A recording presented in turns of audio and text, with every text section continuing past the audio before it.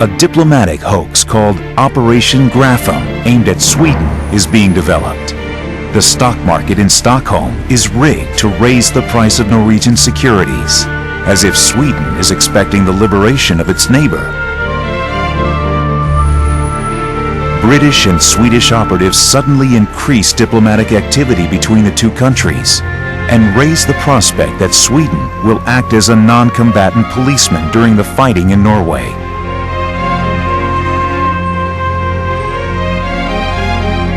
The bombardment of intelligence has its desired effect on Nazi Germany.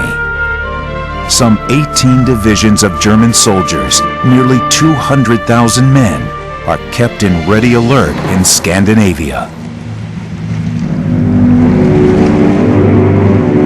Even Hitler is taken in. He does not want to see his Nordic realm underdefended. In May, he sends another first-class fighting division to protect it. The bluff has worked. Slowly but surely, the formidable Nazi juggernaut in Western Europe, 1.8 million men, is pulled apart. As soldiers prepare in Scotland for a mythical invasion, other troops believe they are preparing to attack different regions of Hitler's empire. Operation Zeppelin is aimed at the southern flank of the Third Reich in the Mediterranean.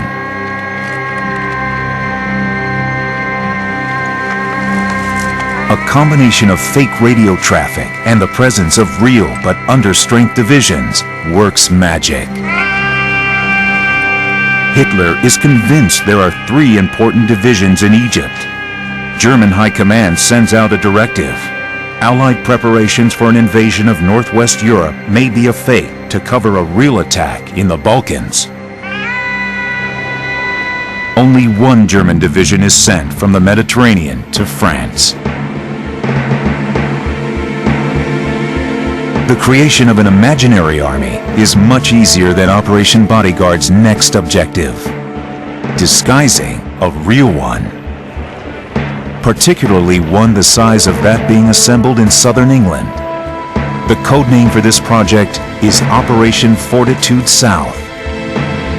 Agents of Operation Bodyguard still need to convince Hitler and his generals that the Pas de Calais is their intended primary landing objective. 19 divisions of the German 15th Army are based there. This is a third of Germany's 60 divisions in France. The Allies only have 37 divisions available for their landing in Normandy. Tying up German divisions in the Pas de Calais is a potential war winner. Operation Bodyguard must use every weapon in its armory of deceit. Its agents are faced with their toughest challenge: take over 4,000 landing craft and over 2 million men and make them disappear.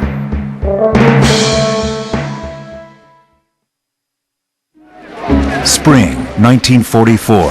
Some 2 million American and British troops are in southern England preparing to invade France. It seems an impossible task to disguise the massive buildup from the Germans. But the agents of Operation Bodyguard use their talents for deception to keep the Germans guessing where exactly is this massive army going to attack. One of their greatest achievements is to create the illusion that an entire army is camped out in the east of England. The operation is called Fortitude South. The fake army is the 1st U.S. Army Group. It is based in Kent near Dover, well to the east of the real Allied armies. This includes some real divisions, but it is largely fictitious. The plan, to make the Germans believe an attack at the Pas de Calais, is imminent. The flamboyant U.S. General George Patton is chosen commander of the fake army. The Germans regard Patton as a natural choice to lead the Allied assault. Patton is deeply disappointed, but he realizes the importance of his role. Later, his absence from Normandy will confirm German belief that D-Day is a diversion. All major British double agents fill their reports with information on this false army in southeast England. One Polish double agent, codenamed Brutus, is a liaison officer based inside Fusag headquarters. He sends the Germans exclusive information on this fake army. This hoax is the most complex to date. The deception seems to be working. The German army even prints a top-secret list of insignia for these fake units. There are still 6 more steps in the Fortitude South deception. Each is codenamed Quicksilver. Quicksilver 1 is the establishment of a fictitious timetable for Pas de Calais landings. Quicksilver 2 begins on April 24th.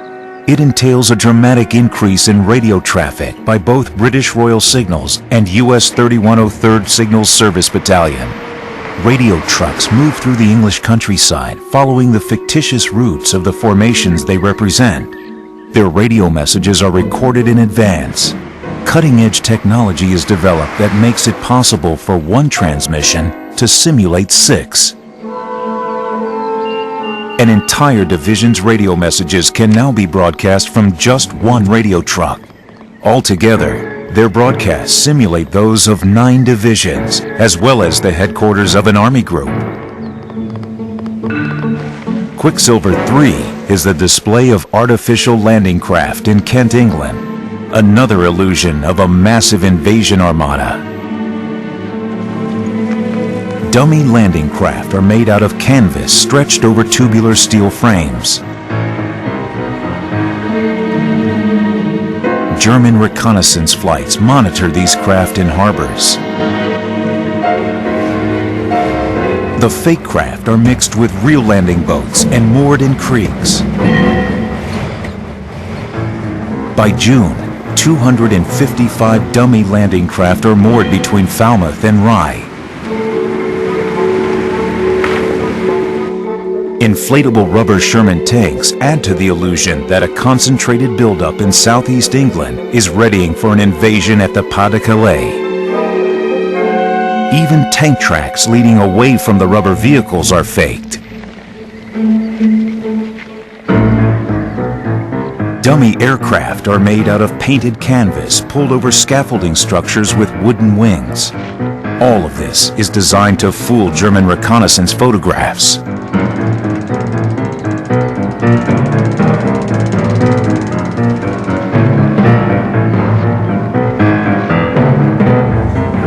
Quicksilver 4 and 5 concern Allied bombing patterns leading up to the invasion. Attacks on coastal defenses are twice as heavy in the Pas de Calais as they are in Normandy. Of the 49 airfields in northern France rated before D-Day, 11 are in the Pas de Calais region. Only 4 are in the actual landing zone.